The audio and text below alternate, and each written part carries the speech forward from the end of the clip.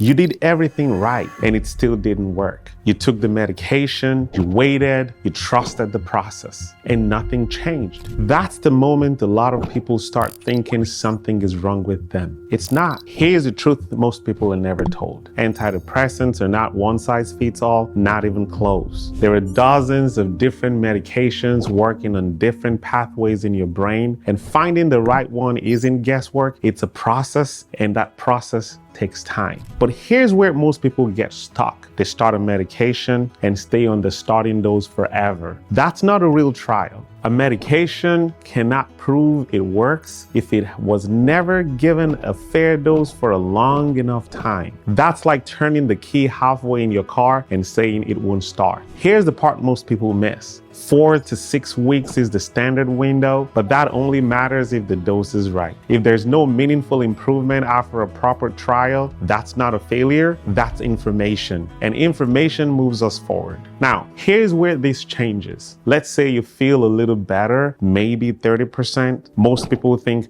well, it's not working. Wrong. That's a signal. Partial response tells me your brain is responding. We just haven't finished the job yet. That's where what I call the response ladder comes in. We don't quit, we build. We adjust the dose. We switch the medication if needed, or we add a second treatment to amplify the effect. Progress isn't all or nothing, it's built step by step. Now, you're probably thinking, what if I've tried multiple medications already? Good question. But sometimes the issue isn't the medication at all, it's the diagnosis. Depression can overlap with other conditions like bipolar disorder, ADHD, thyroid issues, sleep apnea, or unresolved trauma. If those aren't identified, no antidepressant will fully work. That's why a deeper evaluation matters. And here's another truth. Medication alone is rarely enough. The brain doesn't heal in isolation. The combination of medication and therapy consistently outperforms either one alone, especially when symptoms are more severe. Medication can stabilize the ground, but therapy is what rebuilds the structure.